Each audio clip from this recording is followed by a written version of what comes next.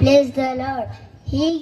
ಹೀಗಿರಲಾಗದೆ ಅವನಾದರೂ ಕ್ರಿಸ್ತನಲ್ಲಿ ಇದ್ದಾರೆ, ಅವನು ನಂಬಿಗಸ್ತನಾಗಿರುತ್ತಾನೆ. 1 ಯೋಹಾನ 1:9.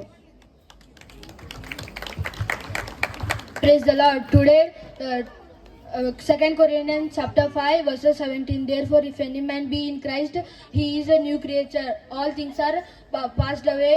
Behold, all things are became new. ಪ್ರೋಕ್ಷ ಚಪ್ಪಾಳೆ ತಟ್ಟಬೇಕಾಗಿ ಬೇಡಿಕೊಳ್ಳುತ್ತೇನೆ ಜೋರಾಗಿ. Praise the Lord. 1 John chapter 1 verse 9. Therefore, if any be in Christ, he is faithful and just.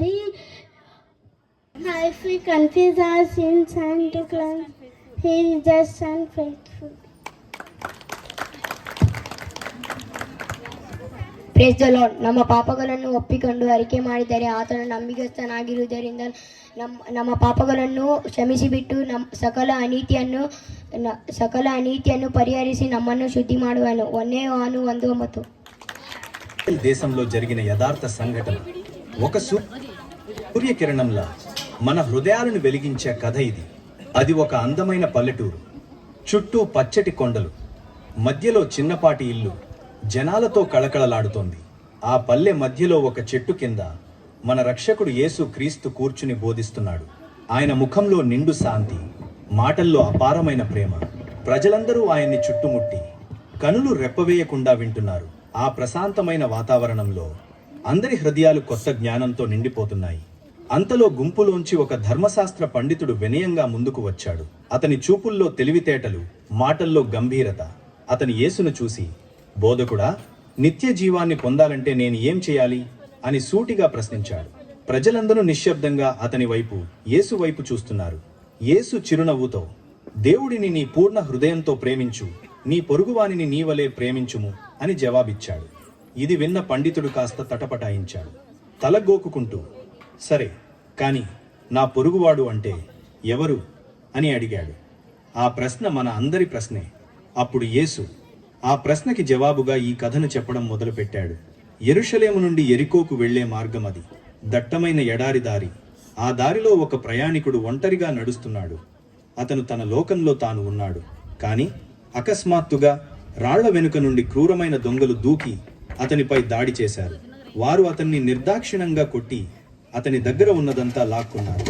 బట్టలు, సంచి, అతని ఆశలు అన్నీ అతన్ని రక్తపు మడుగులో వదిలేసి ఆ దొంగలు అదృశ్యమయ్యారు. ఆ అమాయకుడు రోడ్డు పక్కన నిస్సహాయంగా ప్రాణం పోయే స్థితిలో పడి ఉన్నాడు. దుమ్ము రేగుతోంది, నిశ్శబ్దం అలుముతుంది. కానీ అతను మూలుగుతూ సహాయం కోసం ఎదురు చూస్తున్నాడు. ఆ దారిలో ఒక యాజకుడు వచ్చాడు.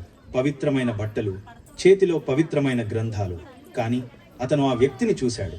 కానీ తన్ను తాను పవిత్రంగా ఉంచుకోవాలనుకున్నాడు. అతను ఆ వ్యక్తి పక్క నుండి వెళ్లకుండా రోడ్డుకి అవతలి వైపుకు వెళ్ళిపోయాడు. ఏమీ పట్టనట్టు నడిచి వెళ్ళిపోయాడు. తరువాత ఒక లేవీయుడు వచ్చాడు. అతను కూడా పవిత్రమైన గుడిలో పనిచేసేవాడు. అతను ఆ గాయపడిన వ్యక్తిని చూసి తల అడ్డంగా ఊపాడు. అతని హృదయంలో కొద్దిగా బాధ కలిగిన తన పని ముఖ్యమని అనుకుని అతను వెళ్ళిపోయాడు.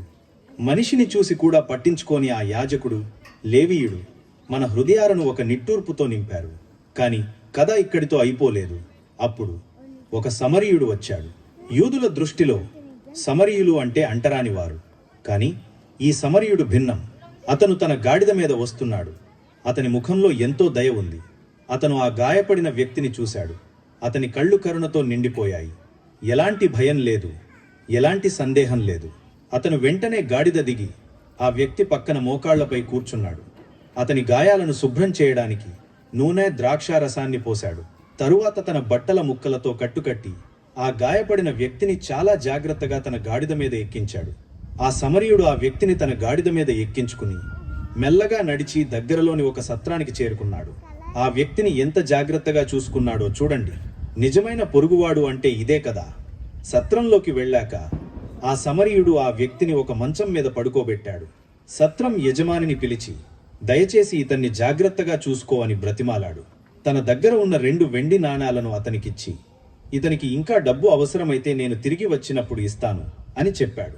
ఒక అపరిచితుడి కోసం ఇంత దయ ఇంత ప్రేమ చూపించిన ఈ సమరయుడి గొప్పతనం చూసి ఆ యజమాని ఆశ్చర్యపోయాడు. కథ ముగిసింది. యేసు క్రీస్తు తిరిగి ప్రజలను చూశాడు. ఆయన కళ్ళల్లో ఒక మెరుపు. ఆ పండితుడిని చూసి, మరి ఈ ముగ్గురులో ఆ గాయపడిన వ్యక్తికి ఎవరు పొరుగువాడు అని అడిగాడు. పండితుడు నిశ్శబ్దంగా ఆలోచించి, ఎవరైతే ఆ వ్యక్తి మీద దయ చూపించారో వారే అని ఒప్పుకున్నాడు. యేసు నవ్వి, నువ్వు కూడా వెళ్ళి అలాగే చెయ్యి అని చెప్పాడు. ఆ మాటలు ప్రజల అందరి హృదయాలను తాకాయి. నీ పొరుగువానిని నీవలే నీవు ప్రేమించుము. ఈ కథ మనకు నేర్పించేది ఒకటే, మన పొరుగువాడు అంటే మనకు దగ్గర ఉన్నవాడు కాదు, మనకు అవసరమైనప్పుడు సహాయం చేసేవాడు, దయ చూపేవాడు. ఇది మన జీవితాలను మార్చే ప్రేమ. ఈ కథ మన హృదయాల్లో ఎప్పుడూ ఉంటుంది. ఈ సమరయుడిలా మనం కూడా ఇతరుల పట్ల దయ, ప్రేమ చూపాలని కోరుకుందాం. దేవుని ప్రేమ మనకు తోడై ఉంటుంది. ఆమేన్.